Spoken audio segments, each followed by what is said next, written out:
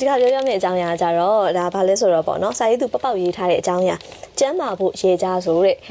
ရေတယ်ဆိုတာလေဒီလိုမျိုး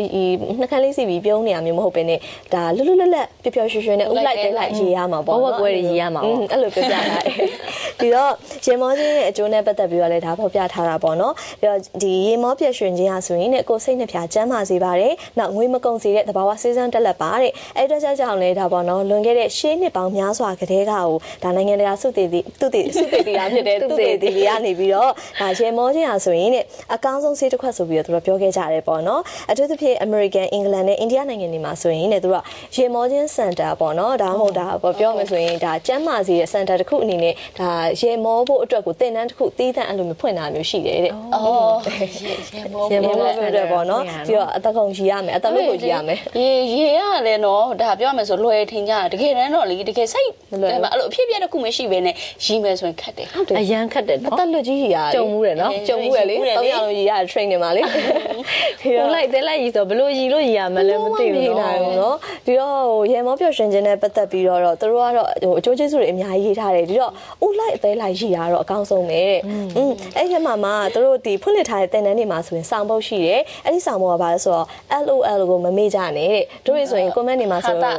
LOL ဆိုရေးကြတာပေါ့နော်အဲ့အတိတ်ပဲပါလဲဆိုတော့ laugh out loud လို့ခေါ်တယ်သူကအားရပါရရေးကြည့်စမ်းပါတဲ့အဲ့လိုသဘောမျိုးပြောထားတာပေါ့နော်ဒီတော့ဒီလိုရေမောဖို့အတွက်ကိုဆရာဝန်တွေကဘာဖြစ်လို့တိုက်တွန်းကြလဲဆိုတော့လူသားတို့အနေနဲ့မရှိမဖြစ်ကတို့မြန်မာတွေရဲ့စကားဝင်ရဆိုရင်ကာယဒုက္ခစိတ်ဓာတ်ဒုက္ခမိတ္တဒုက္ခဆိုတာရှိရပေါ့နော်ဒီတော့ကာယဒုက္ခဒါကိုကျမ်းမာခြင်းစိတ်ဓာတ်ဒုက္ခစိတ်ချမ်းသာခြင်းနောက်ပြီးတော့မိတ္တဒုက္ခချွေရန်တင်းပင်ပေါ်များခြင်းတဲ့အဲ့လိုမျိုးအကျိုးကျေးဇူးတွေဒီပြိုင်နဲ့ထည့်ရရှိတယ်ဒါရေမောရုံနဲ့ပေါ့နော်ဒီတော့ကာယဒုက္ခစိတ်ဓာတ်ဒုက္ခမိတ္တဒုက္ခနဲ့ပတ်သက်ပြီးတော့ပေါ့နော်ဒါမှဒါရှင်းပြပေးထားတယ်ပြီးတော့ကာယဒုက္ခအနေနဲ့ကိုကျမ်းမာခြင်းမှာဆိုရင်ဘယ်လိုမျိုးအကျိုးကျေးဇူးတွေရရှိလဲဆိုတော့ရည်စရာရုပ်ရှင်ကားတကားကိုထိုင်ကြည့်ခြင်းရတဲ့ဥယျာဉ် channel မှာပြေးလွှားနေသလိုမျိုးပဲနှလုံးချမ်းမာရေးကောင်းနေတဲ့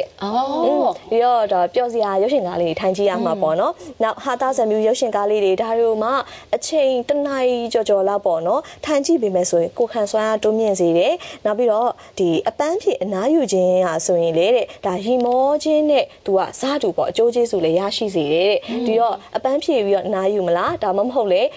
ေရီမောပျော်ရွှင်မလားပေါ့နော်အဲ့လိုမျိုးကိုကြိုက်တာရွေးလို့ရတယ်တဲ့နောက်ပြီးတော့ကိုကကိစ္စတစ်ခုကိုမအောင်အီးနိုင်ပဲနဲ့တဲ့ဥလိုက်အသေးလိုက်ရီမောတာဆိုရင်တဲ့နှလုံးသွေးကြောတွေကို90%လောက်ပို့ကျလာတယ်အဲ့အတွက်ကြောင့်နှလုံးသွေးကြောပိတ်ဆို့တာကိုလည်းကာကွယ်ပေးနိုင်တယ်နောက်ပြီးတော့ဒီပေါ့နော်အခုလိုမျိုးရီမောခြင်းဟာဆိုရင်တဲ့ aerobic 5 မိနစ်လောက်ဒါပေါ့နော်ဒါကစားရုံနေပေါ့နော်ရရှိနိုင်တဲ့အကျိုးကျေးဇူးနဲ့ထပ်တူကြတယ်တဲ့ဒီတော့ကိုလက်လောက်ရှာ aerobic ကစားမဲ့အစားရီမောပျော်ရွှင်ခြင်းရဆိုရင်လည်းဒါကျန်းမာရေးအတွက်ကိုကောင်းစေတဲ့သဘောပဲပေါ့နော်နောက်ပြီးတော့10ချိန်10ကလောက်တဲ့နွေ့နွေ့ထွထွေးနဲ့စိတ်ထဲကပါနဲ့ပြုံးရခြင်းဟာဆိုရင်သူက10မိနစ်လောက်အင်အားစိုက်ထုတ်ပြီးတော့လှေလောအားကစားလေ့ကျင့်တယ်လို့တက်လုံကောင်းစေတဲ့တက်လုံမှာကောင်းစေတာနော်နောက်ပြီးတော့ cortisol adrenaline ဆိုပြီးတော့မကောင်းတဲ့ဟော်မုန်းပမာဏကိုလျော့ကျစေတယ် endorphin ဆိုတဲ့ခန္ဓာကိုယ်မှာကောင်းမွန်တဲ့သဘာဝဓာတ်ပြုမှုတွေဒါတွေနဲ့ပတ်သက်ပြီးတော့ပေါ့နော်ခန္ဓာကိုယ်မှာဟော်မုန်းတွေမြင့်တက်လာတဲ့အတွက်ကြောင့်နဲ့နာကျင်ခြင်းဝေဒနာတွေလည်းယာယီသက်သာစေတယ်နောက်ပြီးတော့အားရပါရရေမောပြီးတဲ့အခါမှာကြွက်သားတွေညောင်းတယ်ပါးစပ်ကြွက်သားတွေညောင်းလာပေါ့နော်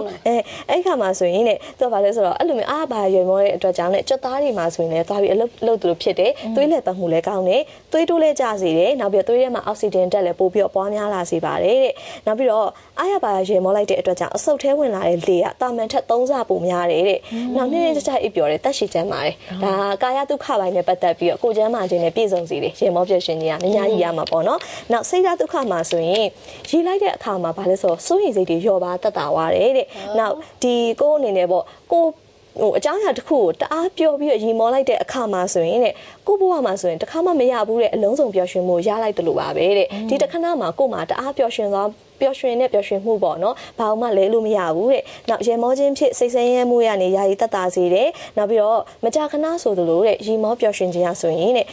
စိတ်ထောင်းကိုကြည်လည်းမဖြစ်တော့ဘူးတဲ့ယောဂဗျာတာဝင်လာမယ်ဆိုရင်စိတ်ထောင်းကိုကြည်မဖြစ်တော့ဘူးတဲ့တချို့တော့ဆေးရုံသာတက်နေရတာဆေးရုံမှာဆွေမျိုးရောက်လာပြီဆိုပျော်ရွှင်နေတတ်ကြတာပဲလူကောင်းတိုင်းပဲဖြစ်နေတော့နော်စိတ်ကအဓိကပဲသိလားအဓိကစိတ်ထောင်းရဲ့ကိုကြည်ရလေဟုတ်တယ်ရေမောပျော်ရွှင်ခြင်းရစိတ်ပြိုကိုနုလာစေတယ်နှက်ညံစွမ်းအားတိုးတက်ကောင်းမွန်လာစေတယ်စာမွေးပွဲမှာရမှတ်ကောင်းစေနိုင်တယ်ဆိုတာကိုတဲ့ John Hopkins တက္ကသိုလ်တက္ကသိုလ်ကနေပြီးတော့ပေါ့နော်ဒါအတည်ပြုထားတယ်ဆိုတာကိုလည်းပြပြထားတယ်ပြီးတော့အားရပါရေမောပါအားရပါရေပုံပြီးဆိုရင်ဒါအနည်းဆုံးနိုင်ဝက်လောက်သူကကြာတဲ့အထီကိုစိတ်ပိုင်းဆိုင်ရာဖိစီးမှုတွေတက်တာစေတယ်တဲ့အဲ့လိုပြောရထားတယ်ပေါ့